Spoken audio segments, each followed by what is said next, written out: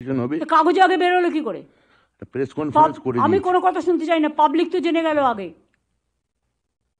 যা মেসেজ যাওয়ার চলে গেছে, ওটা হবে না। ঠিক আছে দিদি।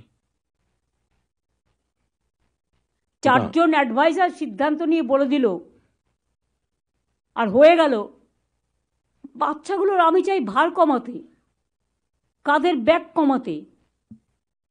ওদের যদি আমরা ভার বাড়িয়ে দিই, এমনিতেই পড়াশোনার ভার এখন খুব বেশি, ওইটুকু বাচ্চারা কথা বলতেই পারে না, টুইঙ্কেল টুইঙ্কেল লিটল স্টার বলতে পারে না। তাদের পড়ানো হয়, শেখানো হয়, তো সেমিস্টার বলবে।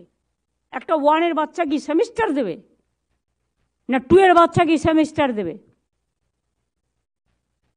কলেজে যেটা চলে স্কুলে সেটা চলে না। না দিদি, আমি বলেছি স্কুলে এগুলো হয় না। স্কুল যা প্রথা চলছে তাই চলবে। কলেজ ইউনিভার্সিটিতে শুরু হয়েছে, তারা অভ্যস্ত হয়ে গেছে, তারা জানে।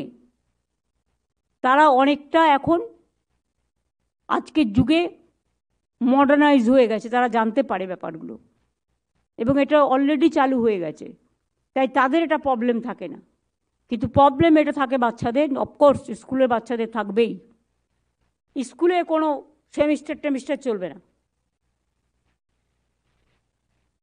আর আমি বলবো, এডুকেশনের ব্যাপারে নতুন করে কোনো পলিসি নিলে please let us know first before press. প্রেসে যখন একটা সাবজেক্ট যায়, মানুষ মনে করে এটাই সত্যি, গরুর রচনা করার মতো। এটা তোমাদের বুঝতে হবে। প্রেসকে একটা খাইয়ে দিলাম, নিউজ দিতে হলো, এখন আবার নিয়ম হচ্ছে করে খাইয়ে দেয়। ভাত খাইয়ে দেয় না, নিউজ খাইয়ে দেয়। নিউজটা কি না, ওখান থেকে অমুক দাদা নিউজটা পাঠালেন, অমুক দিদি নিউজটা পাঠালেন। কেন সামনাসামনি বলতে হবে? অসুবিধার কী আছে?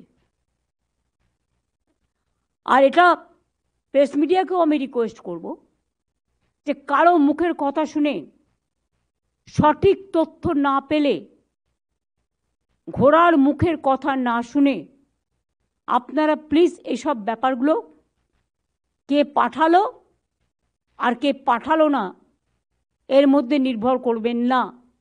গভর্নমেন্ট যখন কোনো নতুন কাজ করে, সেটা গভর্নমেন্ট লেভেলে আলোচনা করে সবাই মিলে সিদ্ধান্ত নিয়ে সেটা পাঠায়।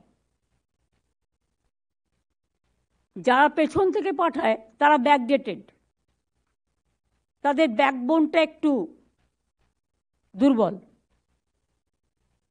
আর যারা সামনে থেকে ফেস করে, তাদের মেরুদণ্ডটা একটু সোজা, এবং সেটা সত্য।